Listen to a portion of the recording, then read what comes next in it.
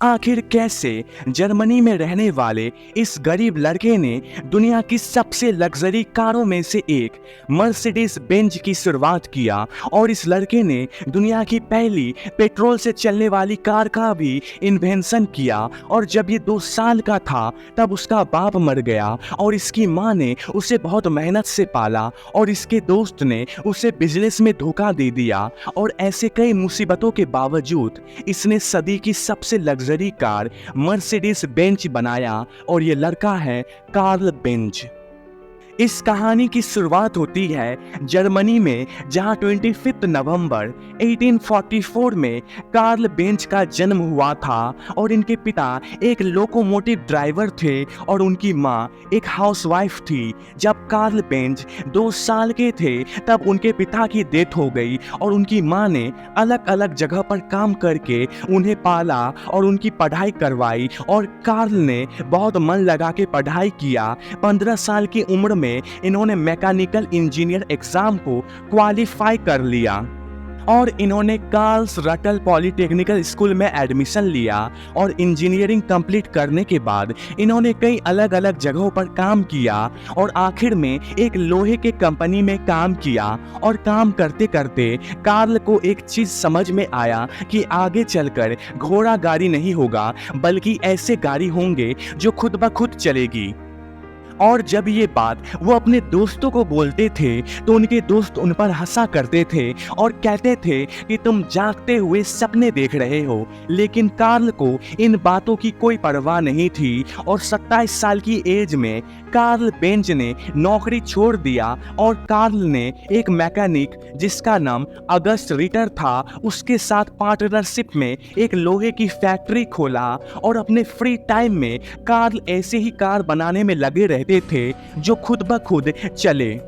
और Karl car बनाने में बिजी रहते थे। और फिर कंपनी का सारा काम अगस्त रिटर देखने लगे और अगस्त ने कार्ल को धोखा दे दिया जिसके कारण से कंपनी डूबने के कगार पर पहुंच गई। और इस बुरी सिचुएशन में एक लड़की ने कार्ल की मदद किया जिसका नाम बर्था रीगर था जो आगे चल के इनकी वाइफ बनी। बर्था के घर वालों ने बर्था के दहेज के लिए कुछ पैसे सेव करके रखे थे तो बर्था ने उन पैसों से कंपनी में अगस्त के जितने शेयर थे उन सबको खरीद लिया और अब कंपनी के सिर्फ 2 मालिक थे, बर्था रीगर और कार्ल बेंज। और अगले 10 सालों में कार्ल बेंज ने spark plugs, gear, carburettor, clutch, battery, gas engine जैसे कई इन्वेंशन किए और इन्होंने इसका पेटेंट भी अपने नाम करवा लिया। और इतने पेटेंट अपने नाम कराने पर भी कंपनी पैसे नहीं कमा पा रही थी और इसके चलते इन्होंने अपना शेयर बेचना शुरू कर दिया। और एक समय ऐसा आया कि इनकी खुद की कंपनी के इनके पास 5% शेयर बचे थे। इसके बाद कार्ल बेंच ने इस कंपनी को छोड़ दिया और कुछ टाइम बाद इनकी मुलाकात मैक्स रोज और फ्रेडरिक विल्हेल्म नाम के 2 भाइयों से हुआ जो कि एक साइकिल शॉप के ओनर थे। फिर इन तीनों ने मिलकर एक कंपनी की शुरुआत की जिसका नाम बेंज एंड कंपनी था।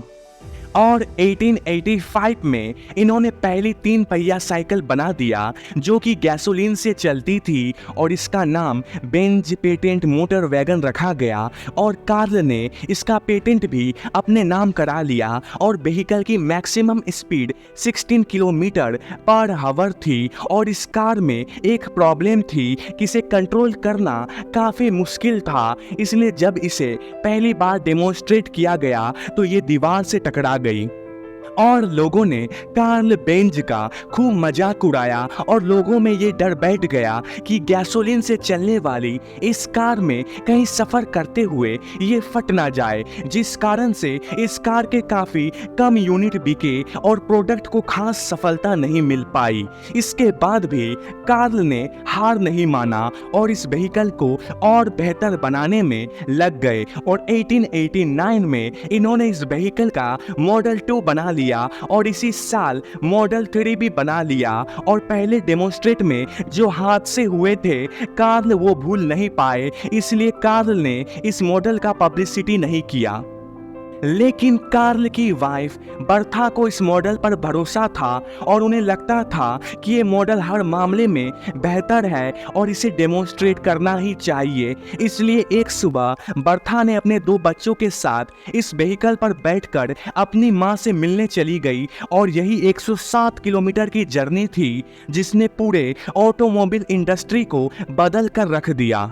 रास्ते में जब लोग इस गाड़ी को देखते थे जो बिना किसी घोड़े के चल रही थी तो लोग शौक हो जाते थे और रास्ते में कई बार ये गाड़ी खराब भी हुई जिसे बर्था खुद रिपेयर करती थी और आगे की सफ़र जारी रखती थी। और इस गाड़ी की फ्यूल कैपेसिटी सिर्फ 4.5 लीटर की थी, इसलिए रास्ते में विस्लोच पहुंचकर गाड़ी का फ्यूल खत्म हो गया और वहीं पे सिटी फार्मेसी से इन्होंने पेट्रोलियम सॉल्वेंट लिग्रोइन खरीद कर इसमें डाला और यही कारण है कि आज भी सिटी फार्मेसी को दुनिया का पहला फिलिंग स्टेशन भी कहा जाता है।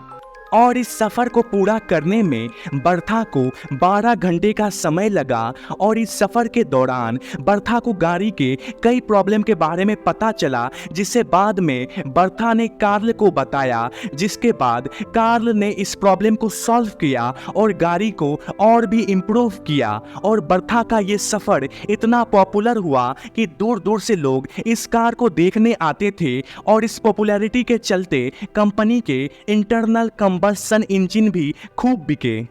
और देखते ही देखते बेंज एंड कंपनी उस समय दुनिया की सबसे बड़ी ऑटोमोबाइल कंपनी बन गई। 1893 में कार्ल बेंज ने एक और गाड़ी लॉन्च किया जिसका नाम बेंज विक्टोरिया दिया और उस समय ये सबसे लग्जरियस गाड़ी मानी जाती थी और 1899 में इनकी कंपनी ने 572 गाड़ियां बेची जो उस समय बहुत बड़ा नंबर था क्योंकि उस समय ट्रैवलिंग के लिए ज़्यादातर घोड़ा गाड़ी का यूज़ किया जाता था और इस तरह के गाड़ियां का इस्तेमाल कुछ अमीर और शाही परिवार ही किया करते थे। और उस समय बेंज की एक राइवल कंपनी थी जिसका नाम डाइमलर मोटर था, जिसे 2 पार्टनर कॉटलिएव डाइमलर और हेनरी जॉन चलाया करते थे। और डाइमलर कंपनी भी कमाल के मोटर कार बनाया करता था और कॉटलिएव डाइमलर इंजीनियर के साथ कमाल के बिजनेसमैन भी थे और इनके अंडर कंपनी ने काफ़ी ग्रोथ देखी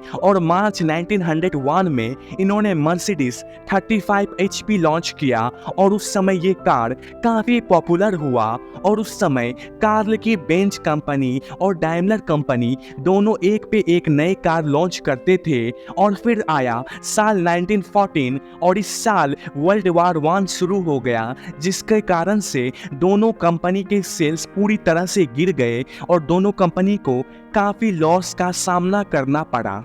और साल 1918 में वार खत्म होने के बाद थोड़ा कंपनी के सेल्स में सुधार होने लगा, लेकिन फिर मार्केट में मंदी के वजह से इन कंपनियों ने फिर से लॉसेस करना शुरू कर दिया और 1926 में ये दोनों कंपनी आपस में मर्ज हो गई जिसका नाम डाइमलर बेंज रखा गया और यही कंपनी आगे चलकर मर्सिडीज बेंज के नाम से जाना जाने लगा। और फिर इन दोनों कंपनियों ने नई कार लॉन्च किया, लेकिन मर्जर के 3 साल बाद 1929 में कार्ल बेंज की डेथ हो गई। फिर भी कंपनी के ऑपरेशन में कोई कमी नहीं आई और उसके बाद कंपनी ने मर्सिडीज बेंज 710 एसएस, मर्सिडीज 770 जैसे कई मॉडल निकाले और कंपनी ने इस साल 7,000 कार बेची और कंपनी ने काफ़ी प्रॉफिट कमाया। और 1933 में जर्मनी की सत्ता एडोल्फ हिटलर के हाथ में आई और हिटलर को मर्सिडीज की गाड़ियां बहुत पसंद थी और हिटलर चाहता था कि जर्मनी की कार पूरी दुनिया में बिके। इसलिए हिटलर ने कंपनी पर दबाव बनाया कि कंपनी ऐसी कार बनाए जो स्पीड के मामले में सभी कार को पीछे छोड़ दे।